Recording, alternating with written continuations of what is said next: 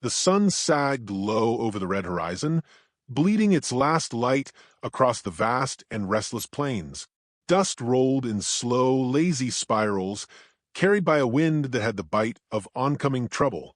A lone rider cut through that dying glow, his silhouette sharp against the fading sky, moving with the steady rhythm of a man who had long ago learned to measure danger by the tremor in the air. His name was Callum Reeves, though few called him that. Most knew him simply as Reeves, a man shaped by hard miles, old debts, and the kind of silence that follows those who have buried more than they care to remember. He rode toward a small settlement that clung to the earth as if afraid the plains might swallow it whole. Weather-beaten homes leaned into each other like tired, old souls seeking company. A chapel steeple rose crookedly, its bell long silent, though the ghosts of its echoes still seemed to tremble in the rafters. Smoke drifted from a few chimneys, faint and wavering, like thoughts too fragile to hold. Reeves slowed his horse as he crossed the final ridge, eyes narrowed beneath the brim of his hat. The wind shifted, carrying with it the scent of approaching rain and something else.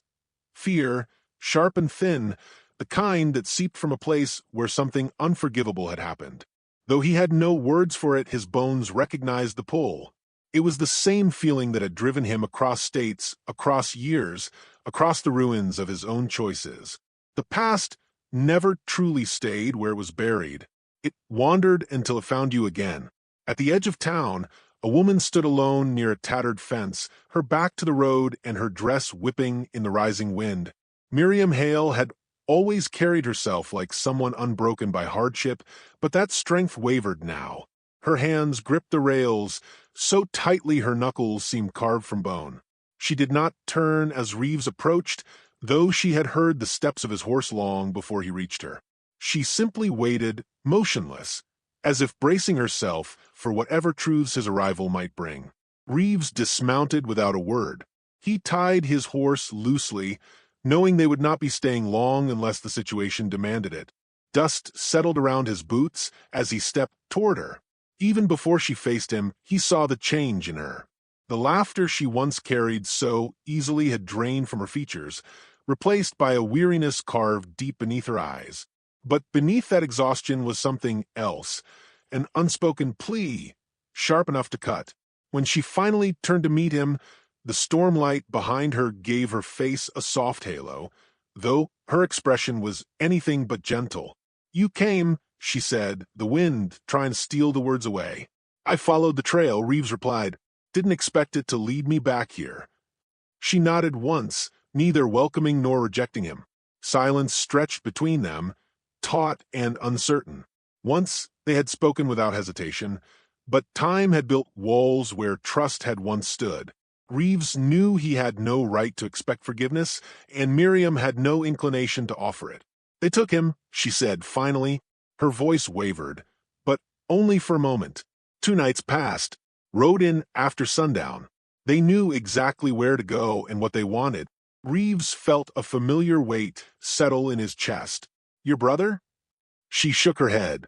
"No, Eli." The name hung in the air. The boy Reeves had sworn to protect long ago, before his path twisted into darker terrain. Before he left this place, believing distance would keep them safe. Miriam's gaze locked onto his, a quiet accusation simmering beneath the words she did not speak. Reeves drew a slow breath. "Who?" "Man riding under Maddox's cane," she said, each syllable clipped with held-back fury. "He's been sweeping through towns west of the river, burning farms, taking supplies, taking people. No one stopped him yet, and no one here can. Not alone." Reeves looked past her toward the settlement, small and fragile beneath the swelling clouds. Cain was a name that brought violence wherever it was spoken. A man with no loyalties except to hunger and conquest. If he had taken Eli, there was no telling why, and less time to find out. Miriam studied Reeves with a guarded expression. "I sent riders to Fort Claymore for help," she said, "but it will take days, maybe more. And you want me to move before they do." Reeves's tone was steady, though he already knew the answer. "I want you to do what you should have done years ago," she said quietly. "Protect him." The words struck harder than he cared to show. Guilt carved its old mark across his thoughts. He had left to spare them from the violence that clung to him, only to realize too late that such shadows stretched farther than a man could ride. Reeves glanced at the road leading out of town, a rough scar of earth vanishing into the storm-darkening horizon. Kane won't be riding slow, he said. He'll want distance before anyone can track him. Then don't let him have it, Miriam answered. Her voice did not tremble now. Her fear had hardened into resolve, a steel edge that reminded Reeves of why he had once believed she could survive any hardship the plains laid upon her. But this was no ordinary hardship. This was a threat that cut into the only family she had left.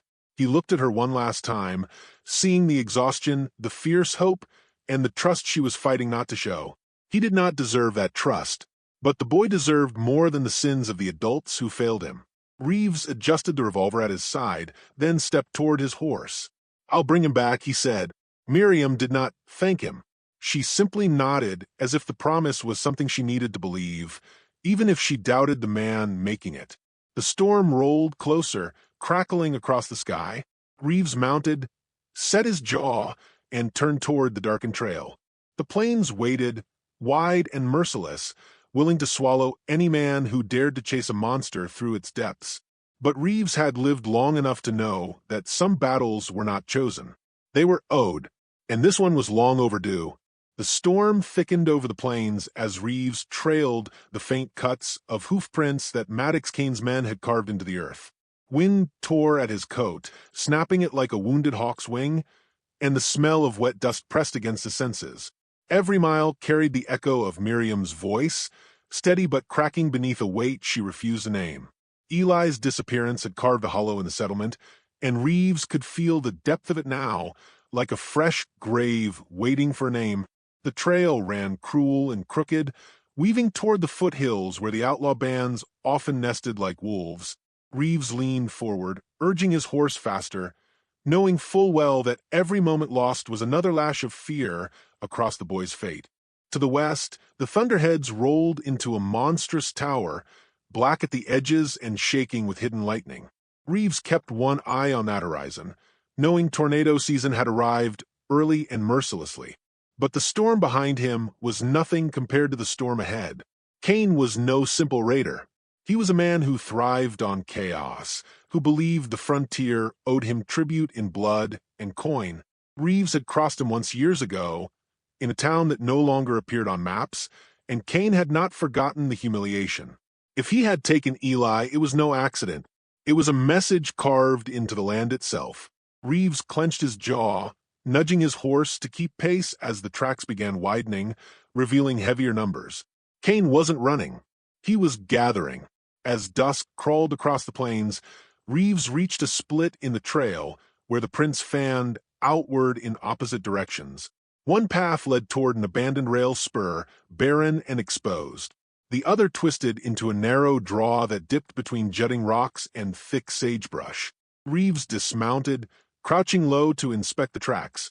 A child's boot mark, small, hesitant, dragged slightly on the right, marred the dust along the shaded route. Eli had been here. The sight drove a sharp, unwanted memory into Reeves. The boy tugging at his sleeve years before, asking endless questions about horses, guns, and the world beyond their settlement. He swallowed the ache. He could not fail him again. Reeves mounted and turned into the draw, without hesitation. The canyon walls rose like broken teeth, narrowing the sky into a jagged ribbon overhead. Reeves slowed his horse to keep the sound of hooves minimal, letting the softer clop fade under the wind's howl. Up ahead, the trail curved around a bend where shadows pooled thick as tar. Reeves reached for his revolver, thumb resting on the hammer, muscles drawn tight. Maddox Kane's scouts were known for slipping through the rocks like ghosts, striking from places a sane man wouldn't bother to look. He guided his horse forward with careful pressure, each step deliberate. A hawk screamed overhead, its cries slicing the tense quiet, and for a moment Reeves wondered if it was warning him or marking him. Then came a distant sound, metal on stone. Not animal, human. Reeves halted, letting silence settle around him. Another sound followed, the muted clink of spurs. He slid from his saddle, tethered the horse quietly and crept forward with the patience of a seasoned hunter. As he reached the bend, he saw two riders stationed in a narrow clearing. Their horses were tethered near a fallen tree, steam rising from their flanks. The men leaned over a map sprawled across a crate, arguing in sharp whispers. Reeves recognized the scar that carved across one man's chin, a trail enforcer named Caleb Dern. A man who killed for pleasure as easily as some men breathed. Reeves tightened his grip on the revolver. He needed answers, not bodies, but the line between the two, often blurred in these parts. He stepped from the shadows, gun leveled. "You boys look lost." The men spun, hands darting for their weapons, but Reeves fired a warning shot that shattered a rock near their boots. "Next one lands where you're standing." Caleb froze, eyes narrowing. "Reeves," he spat, as if the name tasted foul. The other man swallowed hard, trembling slightly. Reeves gestured with the barrel. "I'm looking for the boy you took from Hale's settlement." Caleb smirked. "You're late." Kane's already headed north with him. Reeves studied the man's expression. Caleb wasn't bluffing, not fully, but something coiled behind his gaze, a hint of cruel delight. "Why the boy?" Reeves asked. Caleb shrugged. "Insurance. Kane's dealing with new partners.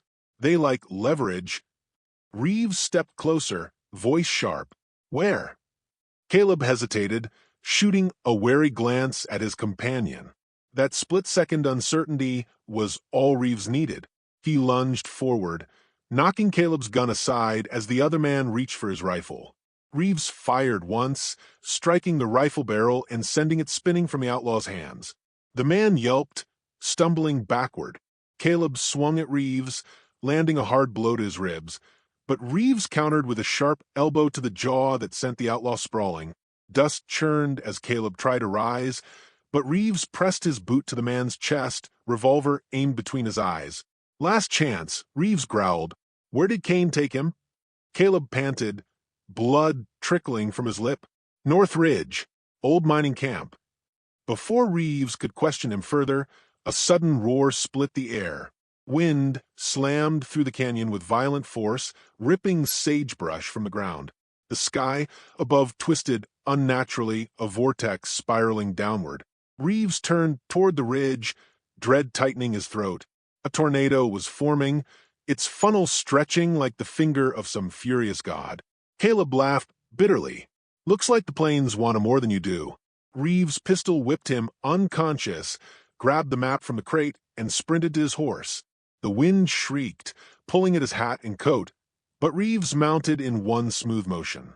There was no time for fear. Eli was somewhere ahead, trapped between a ruthless outlaw and a storm strong enough to tear the world in half. Reeves kicked his horse hard, racing for the North Ridge as the tornado twisted behind him, roaring like the past he could never outrun. The storm would decide little. The man he was becoming would decide everything.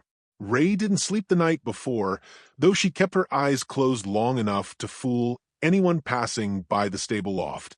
Dawn's first pale strokes slid across the horizon when she finally rose, dusted her skirt, and tightened the worn leather belt around her waist.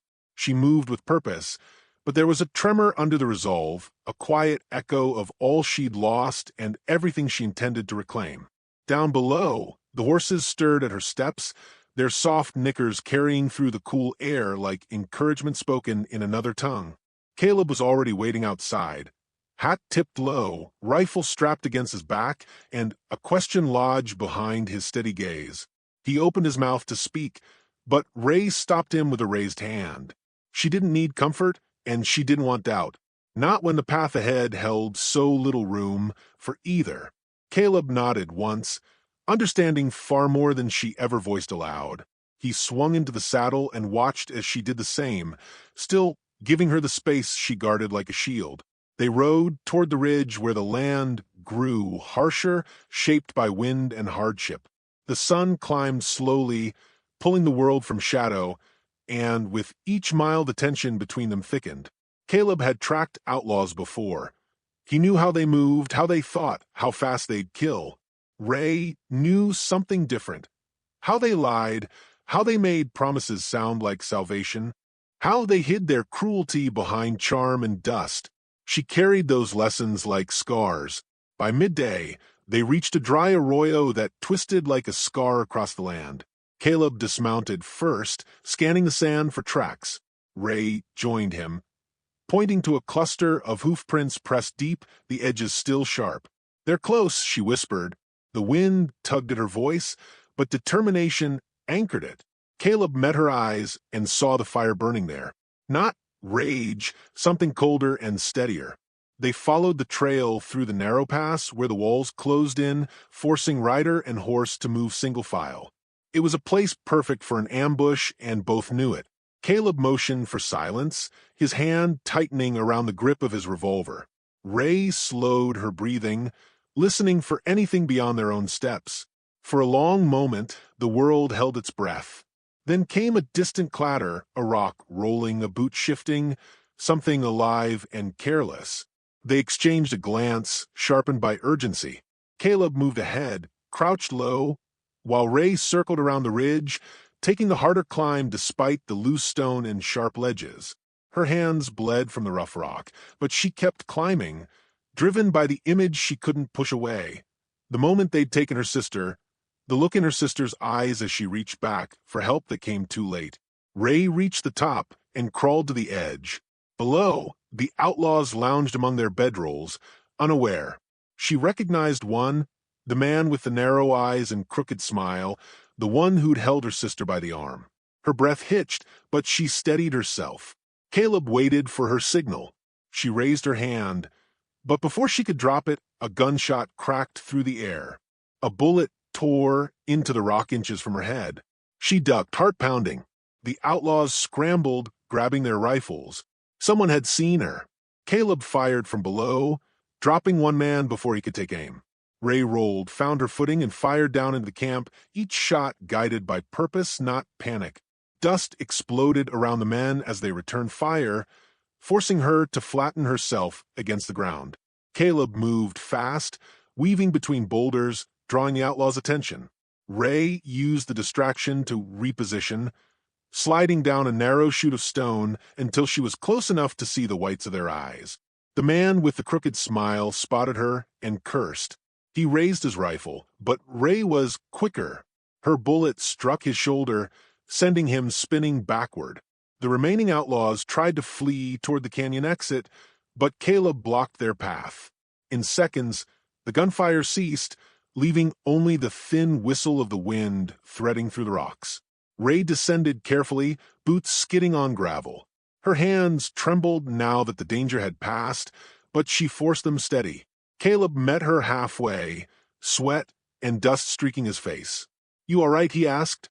Ray nodded, though the answer wasn't simple. She stepped past him toward the wounded outlaw. The man glared at her, clutching his bleeding shoulder. "You think this ends anything?" he spat.